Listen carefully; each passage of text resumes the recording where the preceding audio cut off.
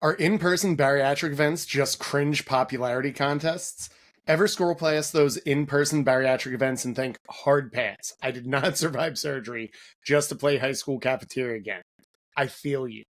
But what if skipping those meetups is actually sabotaging your results and your mindset? In this episode, I'm going to give my take from the Just Be You Bariatric Awards in St. Louis. Spoiler alert, no, I did not win this year, but I did walk away with something way more valuable. We will also be talking about the clout chasers, exposing the mistakes people make at meetups, and revealing what actually works if you're trying to stay accountable and not ghost your goals. I'll also be giving my take on Kelly leaving OSLP and JBY and the news and notes from around the league, and by league, I mean bariatric community. So with that in mind, let's get busy. Welcome to the Busy Bariatrics podcast. I'm your host, Rob D'Amedio, certified fitness and nutrition coach, bariatric surgery advocate, and your go-to guy for salty accountability with a punch of humor. Let's get busy and I'll show you how to optimize your post-surgery journey and turn it into a lifestyle of strength, health, and balance. So I am finally back, ladies and gentlemen, and I want to open the episode and make sure we set the record straight that I am so grateful for the opportunity that Kel and Mel gave me this year, as they have every year, as well as every time that they have ever had me on. It's a huge opportunity, and I want to get into what that looks like behind the scenes, as well as what it takes to actually be successful. But before we dive into the dirt and the good stuff, I want to tell you about something very important, and that is the Busy Bariatrics Summer Camp. If you want to build a life where you can do this and have the ability to build a strong foundation, that's exactly what we teach our clients in Busy Bariatrics, and summer is the best time to do it. If you're wondering why summer is the best time to do it, it's real simple. It's now. It's present. It's just get started and go. Don't wait for that. The benefits are you get the results that you want and you have intention around them, and that the summertime is a perfect time to work on both your mindset while hitting your physique goals after bariatric surgery. Full disclosure, when I told my one-to-one clients and Kylie's and Lisa's one-to-one clients about it and said, look, around this time, we kind of need to know, are you staying for the summer? Are you leaving? It was almost a unanimous yes, which means that we already have 40 of the 50 spots booked. When I told them what we had offered, everything that was going, and I pretty much said, look, stay, go, I'm totally fine. And I believe that as a coach, but this is what we're offering. This is what we had. It was almost an immediately like, I'm not leaving till September. Sign me up on this. We're going to be having some of the best fitness and nutrition experts, not only in the bariatric community, but in the entire fitness industry. Mike Milner, the master of mindset reframes and the host of Mind Over Macros, is going to be our kickoff call. Eric Bach, our legend from YouTube, who is my personal coach and helped me look how I lift, is going to be a speaker, as well as Connie Stapleton, who has literally written the book on how to work your mindset after bariatric surgery. We're also going to have registered dietitians like Kayla Gergen and Megan Moore sharing their insight onto how to meal plan, meal prep, and put it all together. And this is just, those are some of the speakers. We literally have some of the best people who are writing the books on bariatric surgery and mindset out there. If you're considering it, I will outright tell you, do not sit, because we only have 10 seats left, and you need to understand, I'm not one of those coaches who does it like, I'm looking for 5 busy moms looking to build muscle in the summertime. Like, our coaching spots are already projected out because of the space we have with our coaches, as well as our coaching software, and we projected everything to hold 50 for the summertime. Which means that once those 50 spots are filled, we're probably not taking clients for a foreseeable future. So if you're on the fence or thinking maybe we should do this, please message me, follow the link down below, and we can talk about what we can do to get that to happen. So now that I got over the good stuff, let's get to the good stuff. And I want to just kind of take a moment and reflect on JBY. The first year JBY was in Portland, Oregon, and I was not ready to attend this event at all in the best ways possible. For me, I was a very tiny account. I'm still a tiny account compared to everyone. And I remember even getting nominated was kind of crazy. it was when I looked at the other people who were nominated, I was kind of like, oh, wow, I'm up for like 4 nominations. And I was up for funniest, best men's fitness, best men's account. And then there was a third or a fourth. And I remember like I looked at men's fitness and the people in that category were all absolutely ridiculously amazing. I'm thinking about 250,000 accounts, some of the biggest names in the bariatric community. And then there was me. And I was like, well, I'm definitely getting smoked in both of those ones. I thought I had a chance at funniest account.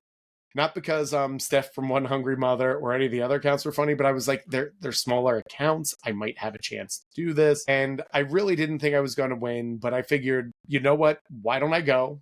I'm going to present.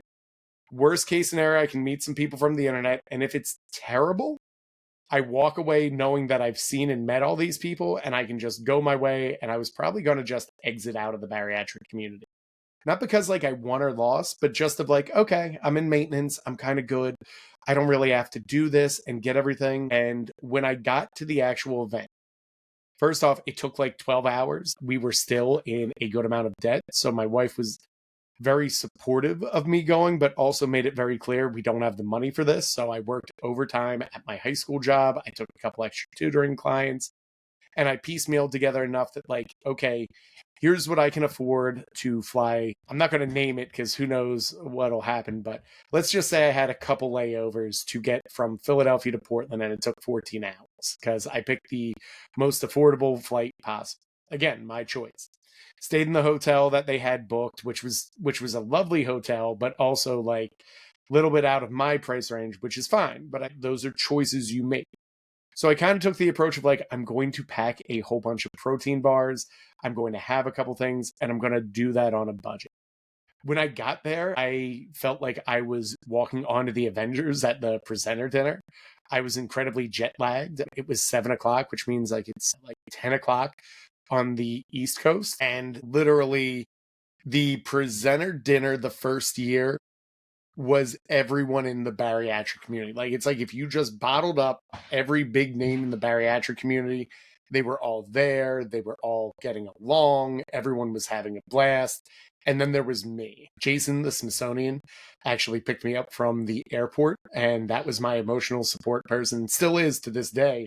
And I was like, how the hell do you do these things? He's like, you're going to be fine. I was not ready for the cocktail hour before we even got there, where I couldn't get a drink. And people were coming up and like, oh my God, I love your content. I do all this. I listen to your lives. And I could not believe it. It was like very satisfying, but also made me realize maybe people do listen to me. And I'm forever grateful for that. Like, still to this day, it amazes me how many people come in and say like, oh my God, I read your emails, or I love your Instagram reels, or now that we have the podcast, or like, I've listened to the podcast and I just get it. And it's something that I take seriously because of everything that happened, but it's still amazing. So we get to rehearsals and I see Connie Stapleton. And if you don't know, Connie Stapleton has written the books, Weight Loss Surgery Does Not Cure Your Addiction with Food, Mind Prep, the series, as well as like 8 other mindset things. It was the biggest game changer for me 6 months out of bariatric surgery. And I went to go up and speak to her. And she turned around before I could get the nervousness and looked at me, and I ran away. She was literally standing with Laura Grabeau, who's another great mindset expert who has been a summer camp speaker for us. And I figured, well, I know Laura. I could probably like say hi to Laura and work my way in and introduce myself to Connie and say how much. And then when Connie turned around, I booked. Like, literally ran out of the room, almost knocked over Dr. Eric Smith. And because I was wearing an X-Men sweatshirt, these are all going to be rants. So this might not be the episode that you want to watch. But because I was wearing an X-Men sweatshirt and he's from the Kentucky Bariatric Institute, he's like, oh my God, Xavier in Cincinnati, you love that? Did you go to that college? And he was so nice to me. And I was like, I'm actually an X-Men fan. And this is like a knockoff X-Men sweatshirt. And he was so confused, but he's like, oh, awesome. Are you still a bariatric patient? And we shared an elevator ride together. That's kind of like the level I want to tell you that being a presenter is like, is you kind of see a very good snapshot of what the bariatric community looks like in one spot. And it was awesome. That morning, I actually worked out with D, who won this year's Best Men's Fitness, and we'll get to that, at like 5 o'clock in the morning because we had been messaging each other that we didn't really know anyone. And it started just this like amazing friendship where we got up at 5, we lifted every morning, we kind of talked about what does it take to stay successful, how do we do things. And then the award show happened. I still, when I've lost the first 2 categories, which was funniest, and I forget what the other one was. Maybe most inspiring. It was something where I was like, I knew I wasn't going to win it. I thought I stood a chance at humor. And when Steph won, who I was so happy won because she's so much more funny than me, I was like, oh, I'm done. I can kind of just coast on cruise control. And I just kind of was like, cool, I'm relaxing. And when they called the first award, which I believe was Best Men's Fitness, trying to think, they said, my God, Rob. And I was like, oh, good, it's Rob Motivation 1. So I like kind of sat in my seat and started to clap. And then they're like, my weight is history. And I just freaked out. Dalton Musselwhite and Maddie Spar handed me the award and I couldn't speak. Like I literally, if you go back and check the tape, I did not have an accepted speech. I didn't even write one because I figured this isn't going to happen. And I got back to my seat. I settled in. I was like, holy shit, I've got some hardware. This is ridiculous. And it's like, well, now I'm done. And then when I won Best Men's Fitness, I had to go up again and I had to muster up a bit of a speech that I gave. And I was just dumbfounded. It just meant so much that the community recognized me, heard my story. I was up against some of the people who I looked up to in both of those categories. Every single one of those was someone who influenced me. And to win kind of like knocked me on my rear in the best way possible. Next morning, that night, like Maddie Spar, Maddie 5088, pretty much sat me down and was like, you're kind of reeling right now. Just be gracious right now and let's talk tomorrow. And the next day, I drove with April Williams to brunch from Barry Nation, CEO Barry Nation. And we discussed, what does this mean for me? What does this mean for my account? As well as what am I going to do? And a lot of that was where I was like, well, I don't really know. Like, I don't have a podcast. I don't really do anything than work out and share that I work out. What is this going to look like? And April really did give me some of the guiding points. And Maddie really did say like, well, why don't we up your content? And she pretty much coached me on how to make better content. And I pestered her. I asked all the questions, did everything possible, and even with April, did the same thing. And within the next couple months, Busy Bariatrics was born. Year 2 was totally different. At this point, I had had the practice. Busy Bariatrics is up and running. And I had done like a whole tour over the last year with Kelly and Mel. We did WLSFA in New Orleans. We had hosted a podcast in Philly, which we'll talk about later. And they had pretty much been helping me. What is my vision? What does it look like? Have you figured out a logo? What are you going to stand for? Are you building a website? Are you doing SEO optimization? And these are all the things that someone who has done it needs to share with you because it is almost mind numbing. And Kelly and Mel shared everything possible. Kelly and Mel then invited me when year 2 of JBY came around to help host the award show. And at that point, I was not confident enough to host it. And I had asked Dave Anderson, who had been a guest on the show, to help me host because I thought he was funnier than me and that we had a pretty good vibe where we could keep it moving.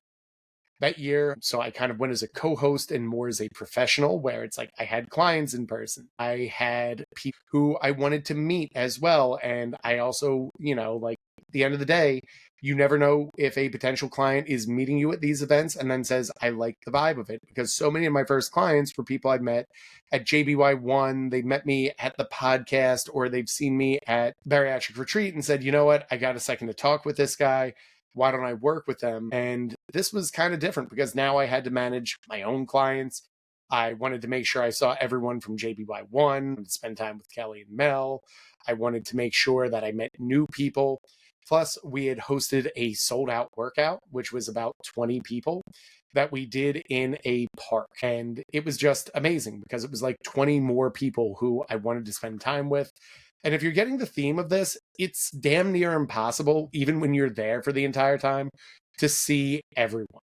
You do your best to kind of move from person to person, but as you start to talk to one, people will come up to you, and then you realize, like, oh my God, I need to talk to them, and I haven't talked to them in ages. And other people come in and they want to tell you how you've helped them, and you want to spend so much time with them because it just amazes me that, like, voice memos I send or messages typed out, that people actually listen to them.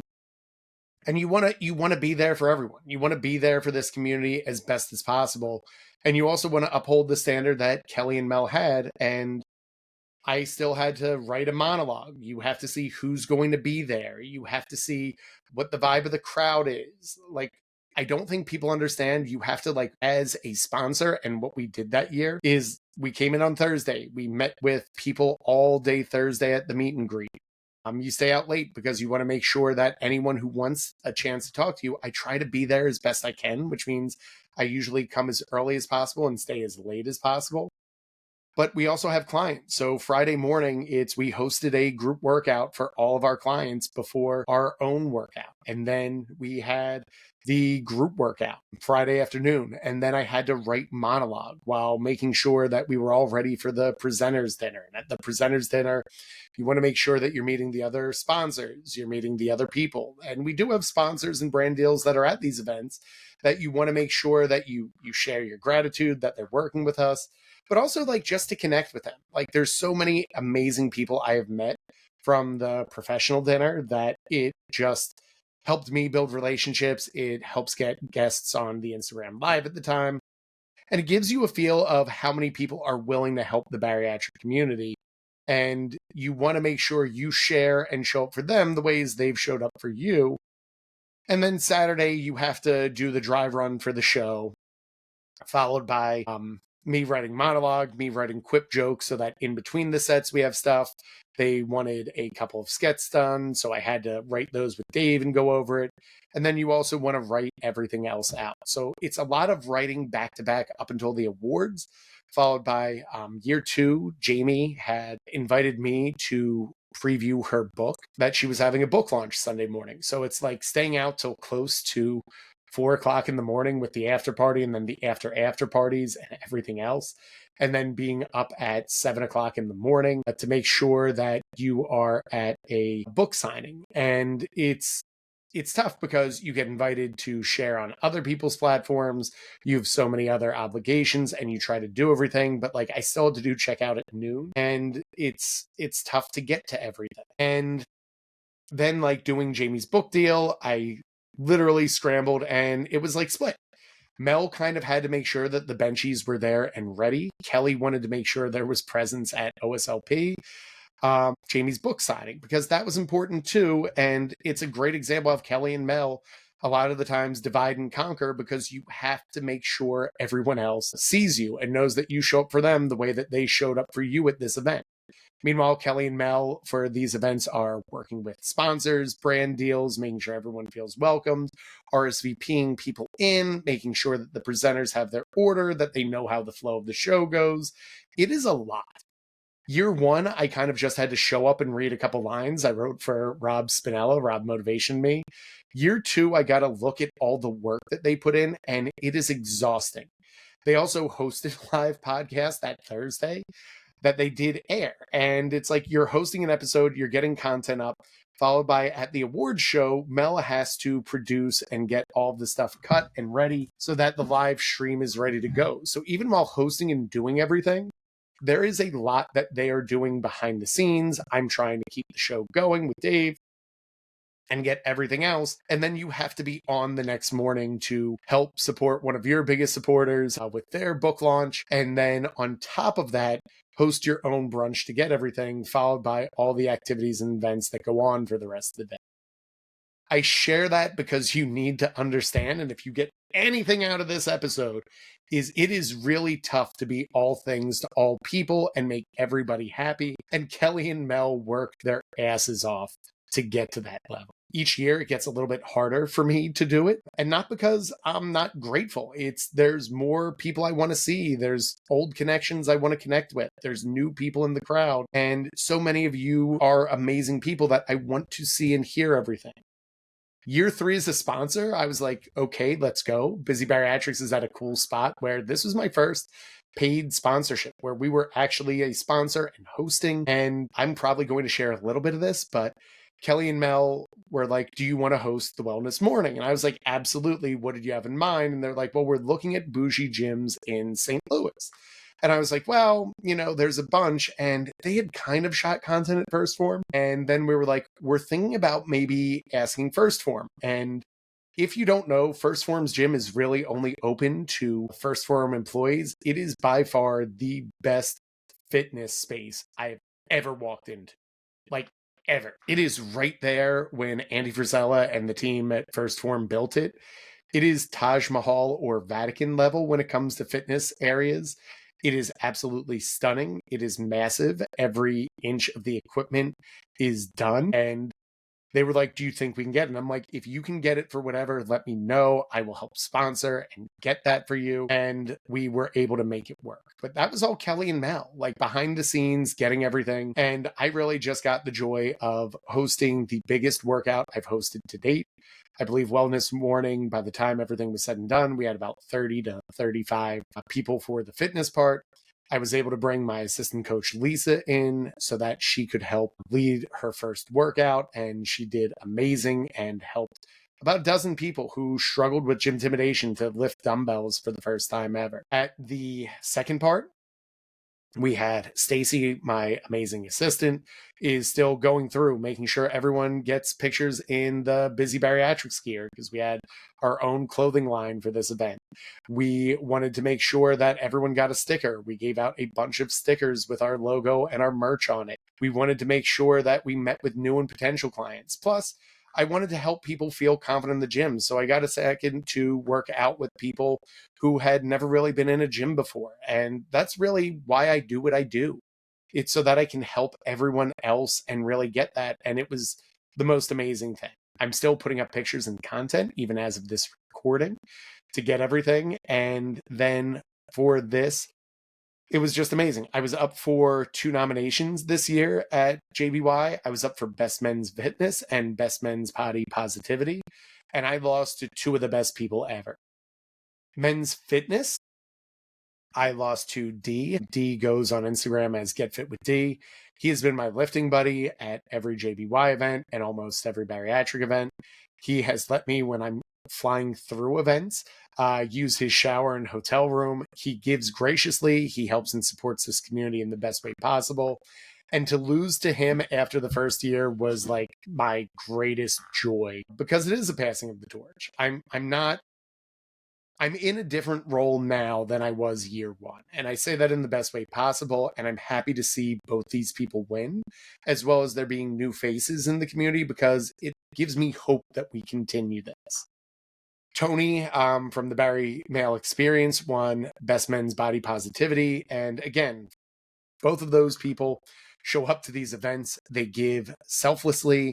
They share their experience. And what the Barry Male Experience is doing is just such a reward and an honor, and more importantly, a relief for me.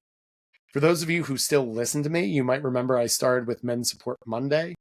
And for years, I feel like I've helped the men in the community share their story and experience, but it's how many more things can I do? It then evolved into the men and women and became Maintenance Monday. But Tony and everyone else and Rob and all the Barry Male Experience crew and Shar and everyone else that helps with that really have grown it to the point that I felt comfortable walking away from Men's Support Monday because I know it's in good hands and the group that everyone works with that just does an amazing job. And I'm so happy for them.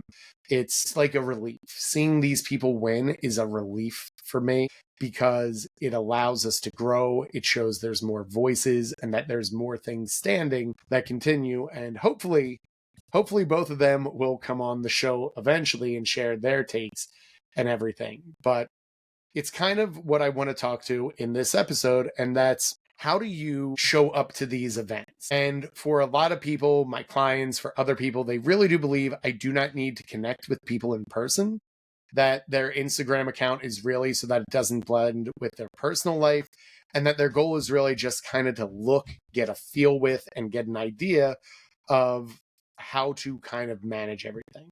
They feel that they're here to lose weight and not to make friends, as well as to handle in-person events, that they're just like TikTok cosplay meetups and they have protein shakes, and it couldn't be further from the truth.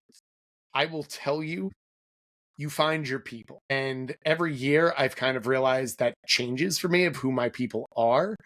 And for a lot of the times, I really thought like I wanted to see the people with the 250K accounts or the 200 accounts. And in reality, when I go to year one, the people who I built the best connections with were the people who were on my same follower level. Accounts like Simply Ash, who became the Sleeved Hiker, was someone who at the first show, it was just nice to talk to and realize like, oh, you're a real human being. Leanne Lately, who at the time was helping Bariatric Society, she presented one of the awards and it was just nice to be like, oh, you're a real human being and talk to people who get it. And I could go on with lists. So if I was giving advice, really the people who you talk with on social media, talk to them, see if they're going, and if they're going, go, or be like, we should go, and kind of go with them, because between those, the Get Fit with D's, the smaller accounts my first year, it really was, I found my people and I really felt connected. There's a reason why you connect with the people on that level, and I wanted to give you some of the research because I'm a dork, but from a psychology sense, what they call that is the social baseline theory. It pretty much says that our brains expect social support and proximity. And that means two different things. The first part is it reduces perceived effort and threat if people are close to you, meaning if you have people in person, you actually feel safer to share and to connect because they are right there and they still need to talk and feel for you. But that proximity also goes with followership.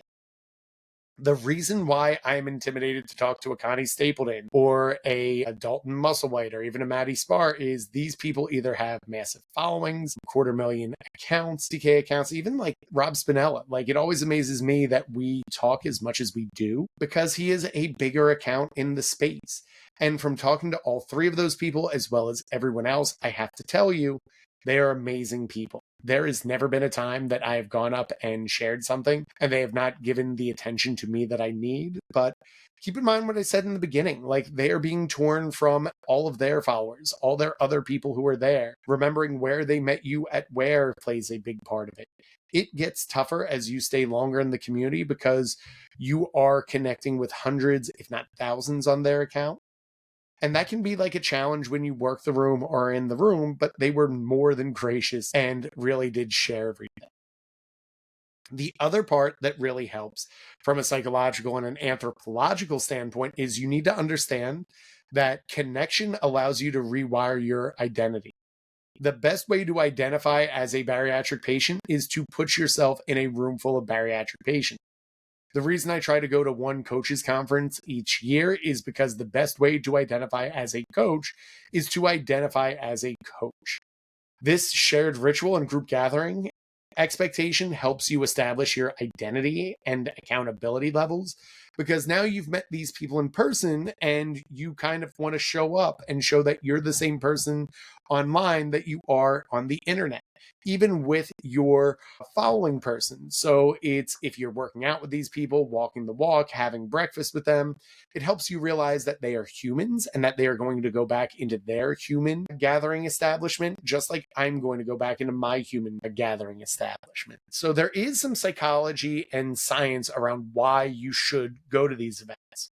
So if you really want to know how did I spend my weekend, knowing that I need to connect with patients, I need to connect with followers, I need to connect with my clients, there are professionals, sponsors, and brand deals. I also owe it to my team. We flew out most of our coaching team. And I say most because Kylie, our other coach, is like 8.75 months pregnant as of JBY. And she is so amazing that she was like, you don't expect me to go. And I'm like, I'm hoping you don't in the best way possible. And she held it down at home. So one of the things we want to make sure in Busy Bariatrics is that everyone feels loved and appreciated. And Kylie made sure that check-ins ran. She ran the community call on Tuesday night, which was absolute fire from what the clients heard. She made sure that she was talking to everyone in our private community so that there wasn't a sense of like we were divided on this. And these are the back end stuff that people don't understand. The other part is, for me at JBY, I had an extra caveat of I'm sponsoring the wellness morning. And then I found out that my daughters had their daddy-daughter dance on Friday. So I kind of talked to my wife of, is this something missable? And she's like, I'm pretty sure you should probably go, but they may get it. And when I talked to both of them, to give you an idea, Allie is 12. She turned 13 when we got back. Stella is 9. They both got it, but I could tell they were not happy with it. And knowing that and the importance of who I am as a father, I could not make it. So I booked a direct flight out, and I had to find direct flights that went from St. Louis that left after the wellness morning event on Friday and then would get me back to St. Louis for the award show Saturday night. There was like one each way that fit the time frame, and the reason I needed to fly direct is I was worried because there was rain calls for it, because of layovers. If I got stuck in some town, none of this would work, and it would almost be like a house of cards that collapsed. So pretty much found the direct flight, and you can only imagine what a direct flight 3 weeks out would cost. And then I had to explain to both my clients as well as Kelly and Mel, like, look, I'm not trying to be a jerk, but I'm leaving after JBY Awards or after the retreat. I have to do daddy-daughter dance, and I will be back Saturday. And Kelly and Mel both got it. And I believe it was Mel who said, like some on the lines of like, well, you are Dad Rob, and that's kind of like the Dad Robbiest thing you could do. So here's how I ran it down for my week in St. Louis. So I still teach during the day, and you need to understand that I'm never giving that up, or at least not right now. So I still had to work a full week and ask my district if I could extend my holiday. I had to request from my superintendent. I explained to them, like, look, this is a once in a lifetime opportunity to sponsor an award show, and I'm up for awards that I've won for years. And I really have to thank my district, my superintendent, my VP, my principal. I have an amazing team that when I communicated all that to them, they understood it. But that takes a lot of paperwork because it has to go through each chain of command. And rightfully so. There's processes to make sure it was there. So I got it approved after the sponsorship, but that still meant that I had to make sub plans. I had to pack my bags. Right now, with our client load, I had to move all of my clients one-to-ones that were for Thursday, Friday, and Monday and Tuesday of that week and the following week. So it essentially meant that Tuesday and Wednesday, I had client calls from 3:30 in the afternoon up until our community calls at 8. And then I have to do outreach where I help in other communities like Barry Nation, Bariatric, Banana Bariatrics, where we give free resources. And I didn't want to reschedule all of those, so I had to do those in the evenings. Get all that done, and then Thursday, hop on a plane, and one of our sponsors of both the podcast, Busy Bariatrics, and everything else is ProCare, and ProCare is located in St. Louis, and I have always gotten the most amazing invite from Brenda Hone of, you should come to St. Louis, and Haley Flores, who is in charge of our brand sponsors. The two of them hosted me around First Form and let me shoot content when I got off the plane Thursday, and I got to meet their amazing CEO, Nick Weigand, and he got it. The funny part is Nick actually was going to miss the presenter dinner Friday because his daughter was in the prom court. And then when I told him what I did, he is the example of what I want to be in a CEO. He coaches most of his kids' teams because then he can control the schedule.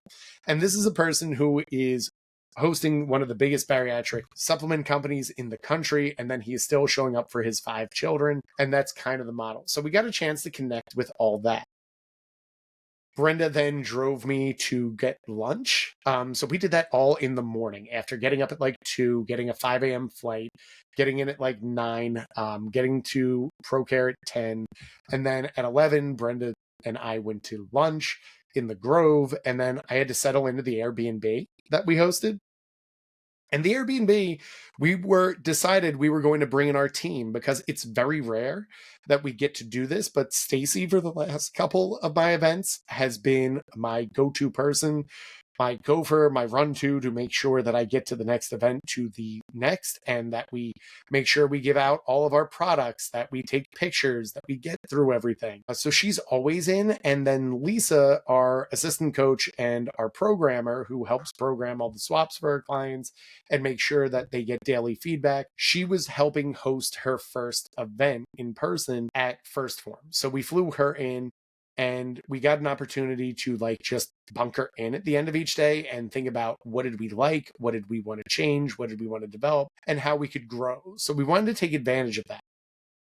So we then go to the welcome dinner Thursday, and I got to have some amazing torch passing. And this is just something really amazing. But as a coach who has been coaching for 3 years, I always kind of look at the client list and I'm like, okay, who is the longest client that I have had that I have not met in person? And Erica, Rika Poet 70, was going to be there at the event, and I have been coaching her for 3 years, and she just re-signed with us. So she is coming into her 3rd year in Busy Bariatrics, and she remembers when Busy Bariatrics was literally 6 people on a group chat. I signed her, Stacy Ironfield, and another client on the first March. So Stacy now is my assistant. Erica is one of my longest clients before I've met her in person. And through the last 2 years, we have coached her through some amazing things. She has gotten her knee replaced. She has gone on a GLP-1. We have gotten her into a gym where now she's working with a trainer, and we work on mindset coaching to get everything. And she is down over 75 pounds and works with a trainer in person while we work on the mindset and putting together all the back end stuff as each challenge runs. So I got to finally see her in the first experience, and it was just amazing. But again, client dinner on Thursday night or the meet and greet, I'm seeing about 10 to 12 clients, which was amazing. I'm getting to see people from the last 2 JBYs. It's a lot. And I always feel like I'm pulled in multiple directions, and Stacy has to be like, we've got to go. But it's why we end up closing down every single event with where we go. Friday, then and then Thursday night, we have to go back after all that and make sure all the finishing touches are ready, because First Form is our biggest event we've ever hosted, and it's in the best venue we've ever had, and it's the most clients we've ever led through a workout. And that's pretty impressive, if you ask me. Friday, we hosted the wellness morning with Ashlyn Douglas Barnes. She is a former summer camp speaker and the host of Find a Bariatric Therapist. And we talked with everything. Lisa got her first workout done. And we had, I want to say, over 50 people in the wellness morning, which is just amazing. And the First Form team provided everyone from Jenny Young and Nick, both helped get everything together. And it was just ridiculous. 50 people working out, setting their goals, getting into the gym, helping understand how the equipment worked, and getting better at everything was just an amazing part. We also had a dozen people showing up in our Busy in St. Louis gear, which was just amazing to see in person.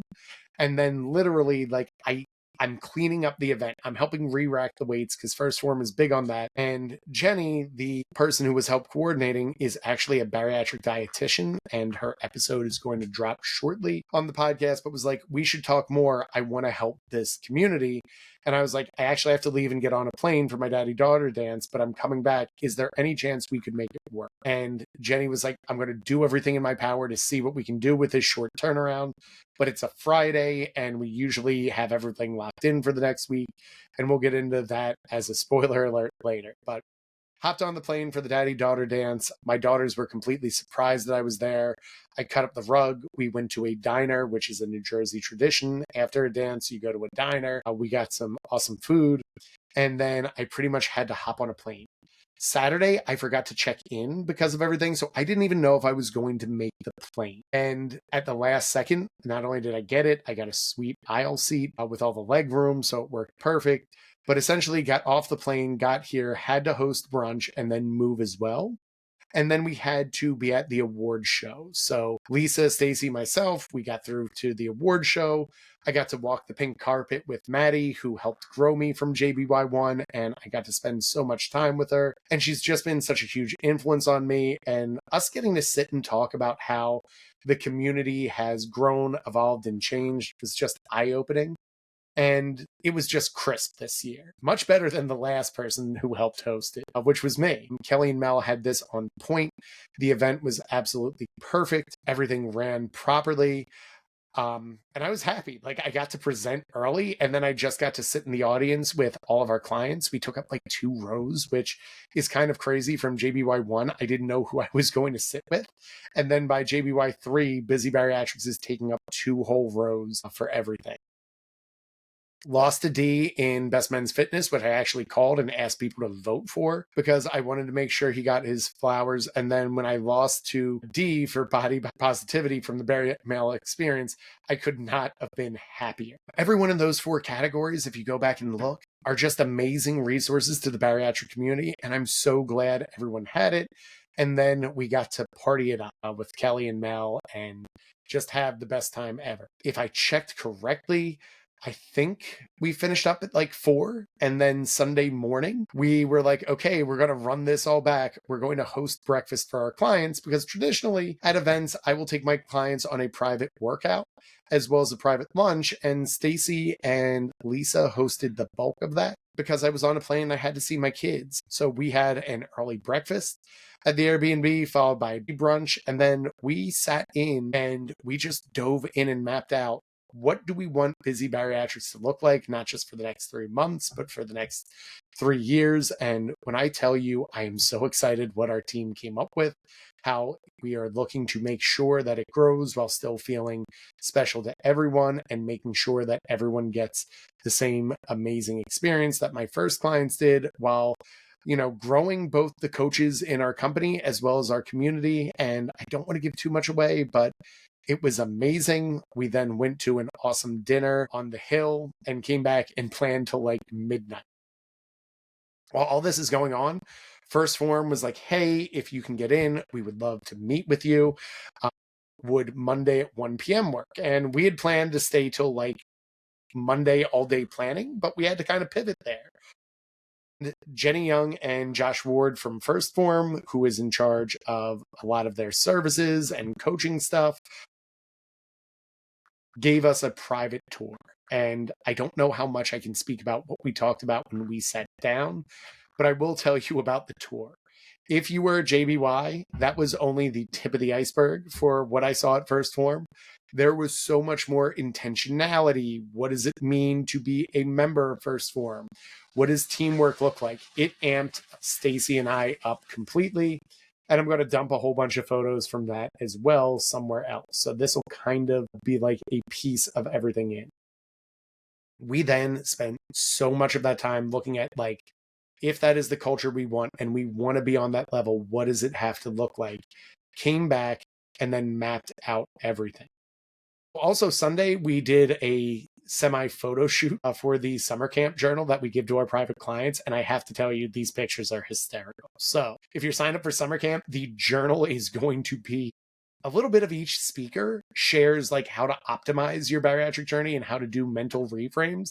But then you also get goofy pictures of me tanning and us playing pickleball and everything else. But we did that Sunday. Monday, we did the exact same thing where we went there and kind of went through everything. And then we also had like multiple applications come in. And this is the part of like online business people don't understand. It does not stop. I still review each application and see if clients are going to be a good fit for us. And I still have to feel them out as this someone who is going to do well and thrive in Busy Bariatrics. And we were assigning new clients. We were giving free metabolic assessments. We were showing the team how to do a metabolic assessment, to the point that we like realized like, oh crap, we didn't really make dinner plans. So we literally went to the same restaurant twice because we just could not make a decision. Tuesday morning, we had a full deal where we had like early morning planning. Like we got up, Stacy was going to leave early and did that. And then I got a chance to connect with the Dr. Teresa Green. She is a mindset expert that I have known since we traveled to Finland together 5 years ago. And that's probably a whole different podcast episode. But we had spent 3 weeks touring in Finland on what really needs to change in the educational setting as far as how to connect with students and how do we create behavior change. That was like 5 years ago where we deep dove everything. And she was like, I'm outside St. Louis. Can we go through? And we just explained, like, what does it take to create true lasting mindset and behavior change for both students, bariatric patients, what is similar, what's different. And meanwhile, she's like showing me the arch. We're going to all the St. Louis-y things. We are eating pizza along the way. There might have been a little bit of bourbon because I did not have to drive, but then did that and then hopped on a plane while Kylie's running the community call and then had to come back to reality at 11 o'clock at night. Wednesday took my grandmom to Living Stations because it is actually Easter weekend. And then my oldest daughter is a reader there, and my 93-year-old grandmother wanted to go to lunch, and you just don't turn down opportunities with a 93-year-old. And then I literally took client calls from 4 o'clock till 9 o'clock and reviewed more applications that came in, started to onboard new clients, made sure our old clients felt welcome and special. And then Thursday realized, oh, I still got to check in for my coach, and weighed in. And with all the drinking I did, all the excessive eating I did, the travel, the stress, I only weighed 1 more pound. And this is what we teach our clients is how do you find this balance? How do you develop this? And how do you get everything? So if you're scoring at home and you're taking a recap, I pretty much ate and drank and barely worked out that entire week. I did not sleep. Like, I'll just be honest, every night I'm drinking a little bit more than I normally do, and then I'm going to bed significantly later, and I'm waking up. So my recovery is trash, and I still stayed within a pound. And that's kind of the benefits of building muscle and why we do everything. And I did not even try to track this week. I was like, look, it's a shot in the dark. And then Thursday, I was going to record all this, or Wednesday night, I was going to record all this and be like, this is my recap, and I wanted to get it out fresh. And then Kelly announced her leaving our Sleeve Life podcast. And you need to understand this. If you're still listening to this episode, and I hope that you are, Kelly and Mel mean the world to me. They have helped grow myself from a little account and that little engine that could to having a full stable of clients, to having multiple coaches, to building a brand and a clothing line. We've gotten to do all of that. And Kelly and Mel both played this. So this isn't here for me to say Kelly's right or Mel is right. They both have their reasons and seasons, and both of them I wish nothing but the best. But you need to understand, they were the first people to really recognize me in the community. They were one of the first people to actually host me on the first men's panel. No one did a men's panel for a podcast episode before Kelly and Mel. You can check the tape. It was me, Rob Spinella, who I built a relationship with from that episode, Jeremy, VSG Maddie's daddy, and I always forget who the fourth one is, but I stayed close with Jeremy and Rob. I still meet with Rob every now and then for lunch, and it's a cool thing, but Kelly and Mel connected me with those people. All the connections that I made in person from JBY1 is because Kelly and Mel put an event together. I sold out a podcast with them. I couldn't host a podcast at this time. Not only did they host it in my hometown, but they let me be a guest with the other Rob Spinella, and we sold out the Philly show. And it was cool. Like, that's like a whole thing I want to share is we literally were setting up folding tables. We were touring through Philly. We were recording content for the week. I took them to the Italian market, and it was just like a really good time. And then we did this. They also, after that, we sat in an Airbnb afterwards and we just mapped out what are we going to do with Busy Bariatrics? What are they going to do with OSLP? How are we going to make JBY2 bigger than JBY1? And be a fly on the wall and watch them plan, build, and grow that while they're editing the podcast content, while they're making sure content is getting out. There are so many accounts. I see start and then finish. And no one's done it like Kelly and Mel and continue to have the length that they've had. Meanwhile, they're helping me promote my first speaking engagement in New Orleans with WLSFA. And my first event, you need to know, I had one actual person who was attending WLSFA actually show up to hear me speak. The other 3 people in the room Kelly recorded video and pictures so that those first videos and pictures are Kelly's work. Mel sat eagerly and took notes of what I did good and bad, and Mel is good for that, of giving me raw and honest feedback. And then Jason, the Smithsonian, was my hype person, made sure I showed up to the church on time. Doing all of that was because people helped me in this community, and Kelly and Mel were two big people with that. They also, I'm pretty sure, convinced Connie that I was good enough people that Connie then hosted me the next week in her house and gave the thumbs up that I could shoot a pilot with Connie. And to give you an idea, I was in the middle of a bulk. I was at 250 pounds and not really looking the exact best way. And Kelly and Mel were like, no, Rob is legit. You want to shoot the pilot with them. And that is because Connie believed in Kelly and Mel and connected me. So they've also let me host JBY2 in DC with them, and then we ran another sold-out workout. We've run two sold-out workouts and a sold-out podcast together, and me being able to grow to a level that I could actually sponsor JBY3 and attend their biggest event yet is a testament to Kelly and Mel. I say all this because you need to know the stats and data before I go into my thoughts of Kelly leaving the show.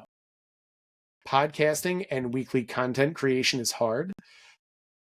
90%, and this is from the research that comes from Apple, Spotify, and everywhere else, 90% of podcasts don't make it past episode 3. So them just even having the podcast and this award show puts them in the top 10%. Of those remaining 90%, 90% still don't get past episode 20. The average podcast lifespan is about 7 to 10 episodes. Less than 10% of all podcasts make it past 1 year. I'm telling you all this because podcasts that make it to 21 plus episodes and release regularly, which Kelly and Mel have done for over 4.5 years, is impressive. That's a stat alone that if both of them folded up shop tomorrow, it's a testament. They're in the Mount Rushmore Bariatric podcast. A weekly podcast to go 5 years plus puts Kelly and Mel in the 1 to 2%. And to give you an idea of where that goes, I always joke I'm like the Bariatric podcast community's house guest. I've been on over 15 podcasts since I've started my bariatric journey of just bariatric podcasts. With that, I'm not including Instagram lives or YouTube streams. I'm just saying straight up, these are the ones that release to Apple and Spotify. Even to get them on Apple and Spotify is a monster that I learned with this podcast is a little bit trickier than most people think. There are only 5 of the 15 that still run regular, which means of all the podcasts that I have been a guest on, 1 in 3 is still in existence, to give you an idea, which is why I always joke, have me on season 1, because the stats and data shows there's probably not going to be a season 2, which is why I also like showing up on podcasts, because I want to help every person possible. Hey, maybe my guest appearance can help give you an insight of everything. I never say no to podcast or community invites. But to give you a point, doing this weekly is hard. I get to talk with a lot of other CEOs, business owners. Like I'm talking to most of the registered dietitians in season 2 of this series. And you need to understand they're all doing amazing work, but it is not easy or sunshine and rainbows. Talking to Rissa and Chris who run Bariatric Society, April, Jason, and Nat who run Bari Nation, all the registered dietitians and online fitness coaches to run a business properly. And to do it the right way, it is a lot of work. And Kelly and Mel do that as well. I could tell you that the biggest mistake that Kelly and Mel made is they made it look easy. But when you look at the stats and data and everything else, this is hard. It is incredibly hard. I've seen the level of work the 2 of them have put in over this time, and it is exhausting. The stats are against every account, and I'm not saying that to be mean. I'm just giving you the data like I do every episode. Look at the online coaching space. It's no different. The fact that I even made it to year 2 as an online fitness coach, I'm already in the top 5% of people who survive that industry. To give you an idea, when I started in a coaching incubator for online coaching, there was like 20 of us. There are 3 left. Michelle, our graphic designer, has pivoted more of graphic designing in the best way possible. And then there are 2 of us who are really like full business fitness coaches. And we talk because it's like, how did we become the three who survive? And the churn is real. So why do we do it? Why did Kelly and Mel do it? Why do I do it? Why do all these other people do it? And when you know it takes a physical toll on your health, your mental well-being, your like exhaustion level. I will tell you, I am still shot from JBY3 in the best way possible and still have to go back to school on Monday. I still have to get all the work done. I still have my APR for work. I have to show up as a husband, father, and a kid. How do we do it? You know, Kelly and Mel both. They have their own lives outside of this show. All the other people I mentioned, they have lives outside of the show. And the answer is real simple. They love the community. If you're still seeing a voice that is doing the amount of work that Kelly and Mel do, or that anyone else who hosts and sponsors these things, give them their flowers. They're already in the 2%, and it is hard. And they have to deal with the fact that you'll have people come in and say that the chicken is cold. I didn't like the appetizer at this one place. There's not enough bariatric friendly options. And you have to understand, you have to do this with a fluctuating group of people and still put on a podcast and a show and everything else. And that is exhausting. The fact that Kelly needs to step away is a reflection of how much she has given. And the fact that Mel is staying is a reflection of how much she continues to do. There is no wrong side in this equation. And I'm proud of both of them. I hope if they hear this, and I hope if you're hearing this, I've been able to give you a little bit of the behind the scenes of how exhausting it is and how Kelly and Mel have done an amazing job over the years. And I know this decision was not easy for Kelly and that it racked her soul. And I know for Mel, this is something that, you know, absolutely felt away. And she has every right to feel that way. Both sides have every right to feel the way that they do because of how much they've given to this community. So before you go rushing and peeping Instagram stories, takes, and everything else, you need to understand how much they did. So this is my way of giving them flowers. Thanks, Kelly and Mel. I love both of you. And that's all I'm going to speak on this because it's not my story to tell. But hopefully you get an idea of, I at least know what it took for them to get this far, and I'm proud of how far they've come. So that's all for now, but next episode, we are going to be getting back to our registered dietitian shares. And if you want more from our content, please go ahead and hit subscribe to our YouTube page, Busy Bariatrics, for more in-depth content. If you like this episode, the best way you can help support the show is by leaving a 5-star rating and review. Every week, we give away one free product from our sponsors and announce the winner on our Friday email list. And if you really pay attention, we're sitting on a bunch because you don't listen to these episodes and you don't actually read the emails, but we gave away about $200 worth of stuff on the emails because I outright just said, if you read this, I'll give you something. So if you feel this episode can help someone, or you love Kelly, Mel, me, or JBY, go ahead, screenshot it, drop it into your stories with a link to the episode, and help spread the love. And as always, keep getting busy.